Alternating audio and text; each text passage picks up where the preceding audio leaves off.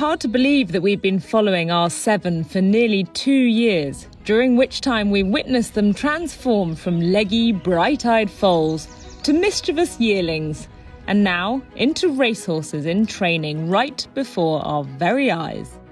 We're following a Bay Frankel colt out of Simple Verse, a grey Dark Angel filly out of La Rioja, a Bay filly by Havana Gold out of Stroll Patrol, a Churchill filly out of Windfire, a Chestnut Dubawi colt out of Wakila, a Deep Impact filly out of Lightning Pearl, and a Bay Galileo filly out of Just the Judge.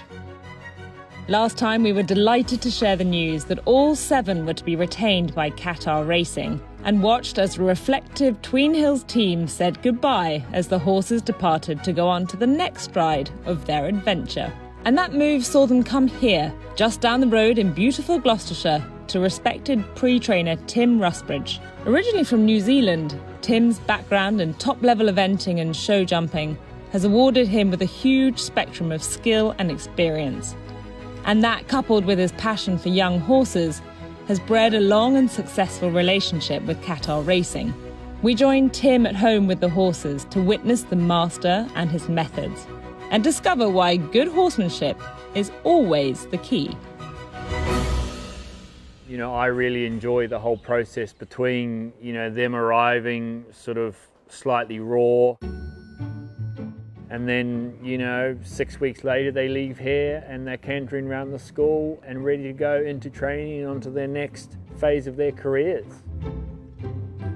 Sometimes colts or fillies, they arrive from the sales or wherever they've come from. It's a new environment, and for the first few days it's pretty exciting.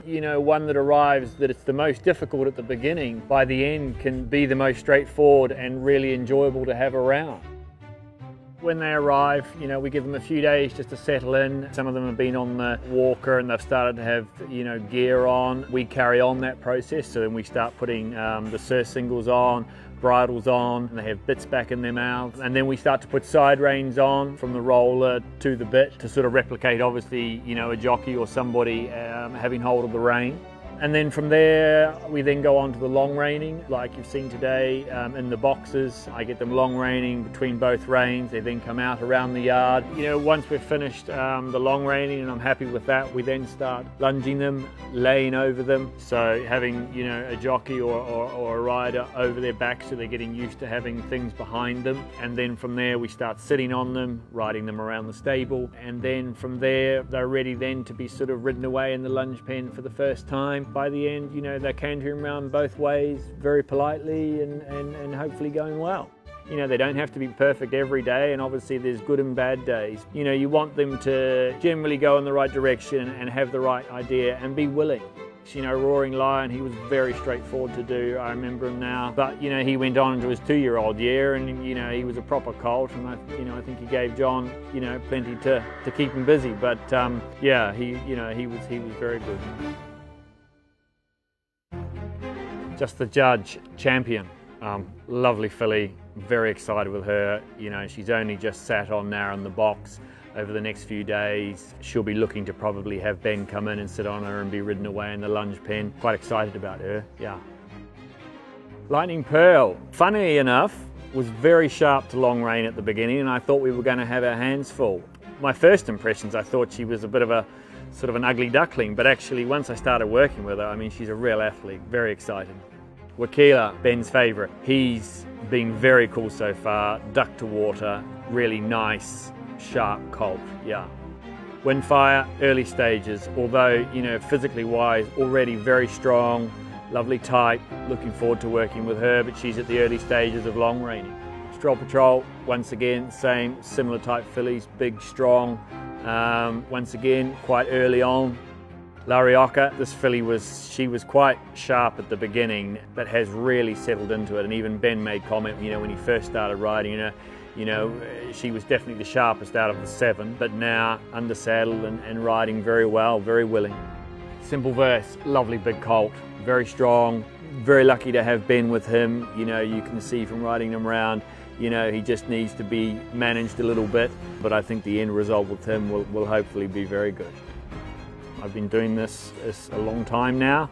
I mean, I've been very lucky to work and learn from some very incredibly good, horse people over the years. I really enjoy working with Qatar Racing, the involvement with Sheikh Fahid and his brothers, David and Tween Hills. A great group of people that are very good at what they do. It's amazing to be part of that success over the last few years, specifically with Roaring Lion and Cameco, and I'm very fortunate to be able to be part of that and to do the quality of bloodstock that I do. I feel very lucky.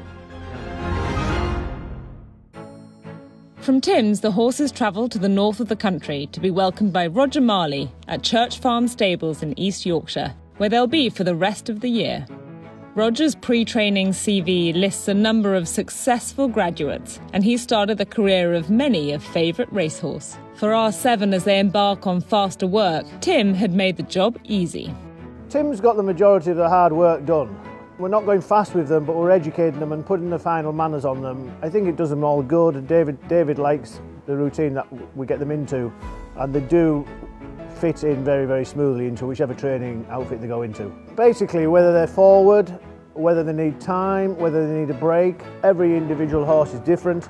We have quite a few that will be backward and won't see a race course until the back end of their 2-year-old careers. And we do have 1 or 2 sharp ones, but majority of the Qatar horses are middle of the season onwards. They need time to mature and strengthen up. When you ride them, you know whether they are forward and strong enough to keep going the whole way through.